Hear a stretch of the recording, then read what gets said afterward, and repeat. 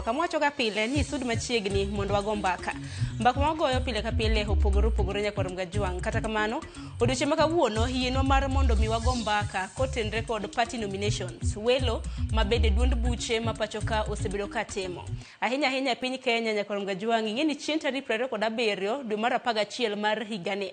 Wantiere koda yiero ma adundo ma bende biro bedo ka itimo kuonde 24 iwacho ni 24 electoral areas. Wang'eni wantiere koda komb Senate e kaunti ma Baringo, wantiere koda kar chung' od bura 6 kanyakla kod wards mopogore ma yiero ma adundo nego bed ni itimo. To motelo ne by elections nyakwarom Gajwang', duond buche bende jayiero jal ma bende fwadho bendera margi. Omiyo nwaneno kata mana ka gwenge mago makalue kar chung' od bura ma Kasipul kanyakla kod kar chung' od bura mano ma Ugunja. Bende yiero nosetim nyakwarom Gajwang'. Duond buche mopogore notimo welo mage. ODM notimo welo mage. Wiper naneno kanyo ka nyakwarom Gajwang' bende noyiero jal ma bende biro bedo ka chung' kar chung' od bura ma Ugunja kanyakla kod Kasipul e kind duond buche mamoko. Okiny makawuono mana mbaka mabendo adwaro goyo korka kori ini wuon kaka japiny kaka jachama bed ni nitiere duond buche mopogore pacho kaka member. Iseneno ka yiero itimo welo makamage itimo gi yo machal nade. Ornwa ote lai mago te machoka rede ka uchiel nono mbui mago ganda bende iyudo wa achiel kachiel. Okiny makawuono nyakwarom Gajwang' antiere koda welo ma bende en gino mara ni sereno posters manu waseke mbui magwa mago ganda. Antiere gi wende studio maro e kaunti ma Kisumu kanyakla kod Buore Nairobi. Achaka ne studio maro e kaunti ma Kisumu antiere gi Mikai Pamela Odhiambo ma bende ne en MCA machon mano mama Nyatabi. Pamela kinyalo mna winja amosi ni oyawre Kisumu chionade. Oyawre ahinya Kisumu chio maber. Ero kama na inya kendo machiegni twak. Buore Nairobi ka nyakwarom Gajwang' yiena mar mondo mi arwako okil Kamaloka Ambrose Weda. Ambrose arwaki ni machiegni ka thuolo mar moso Nyikwaromoge. Ero kama na Nyikwaromoge moso kamoro mantio yawre uru Yesu paki, praise the Lord, ageno ni ucheo kendo udhi kuonde mag tich, kuonde mag dwaro, kuonde mag gero Kenya. Sach kwe mondo tel nu obed kod odiochieng' ageno ni wabiro mbaka, wabiro mbeko mayom kendo maber. Ero kama na inya ero kama inya wakili kendo machiegni. Kopogore gi Weda nyakwarom Gajwang' bende antiere gi engineer Frederick ZB Owino. Frederick ne en jalar kom mano ma Ugunja kotiyo kod otiko mano mar ODM. ZB arwaki ni machiegni ka thuolo mar moso Nyikwaromoge. Ero kamano Sharon, moso jo Nyikwaromoge duto no oyawre uru. Ageno chiyo maber kendo wadhi go mbaka kendo wadhi winjire, wadhi wacho kaka en kendo kaka dhi mbele.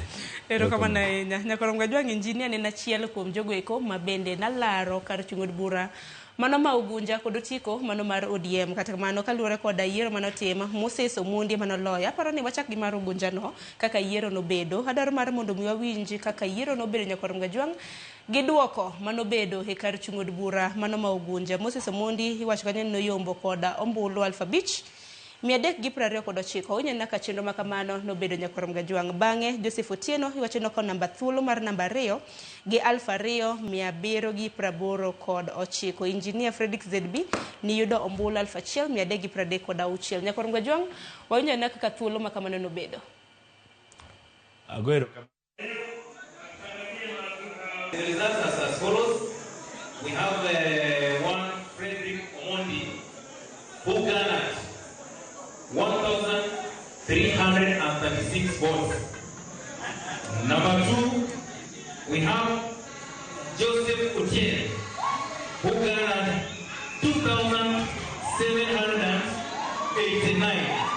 We have the last, who is Moses Omondi, who got 5,300. I request those who I don't the two other gentlemen, I remember Tina Lu and I remember ZB Owino, who also took part in this exercise.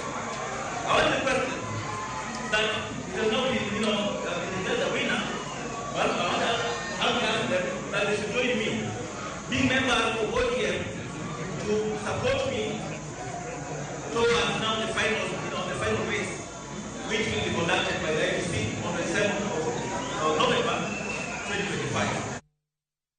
nyakorom ga jomo no kaka chenro no bede kinde mabende nilando jal mabende na koro nadhi fwadho otiko mano mar ODM e kar chung'od bura mano ma Ugunja Moses Omondi mabende koro bende go erokamano ne jochung' wetege mabende nagilaro godo otiko ka bende wacho ni mar mondo mi sire jochung' wetege manalaro kode otiko mar ODM osire ZB ni nachiel kuom jogo eko mabende nalaro kar chung'od bura mano ma Ugunja gi otiko mar ODM welo no bedo nade hang'eni campaigns dutimo kuom thuolo malach ndalo ma hayo 400. Ya ne watimo campaigns ndalo personally natime ndalo 400 26 days for 26 days nikech kanene waziri Wandayo bed appointed to abet kod vacancy na Ugunja kendo kane wachako campaign kane wachake wuono nene onge IBC kono nyaka warit mondo los IBC kore kwa wang'e chieng' yiero kwa IBC no los earlier this year bang'e tarik kendo watimo nominations marwa last week. Kadonji yiero mar ODM kendo kaka ne watimo e Ugunja ne watimo campaign mamuol kendo aparo na kane run up to the by election ongo violence lakini chieng' yiero to ne wabetie kod tungni matin koni gi kocha. Yiero mar ODM aparo na gichon ji mang'eny chunga no ODM to ne wan ji adek kende nikech aparo ne ji noluor nikech iyudo ka ji wacho mang'eny na kata kiyombo to kidhilandi ABCD koro iyudo ka ji manochung' ne tin to chieng' yiero mar manatimo Ugunja ne wan go gik moko mane kodhi maber mang'eny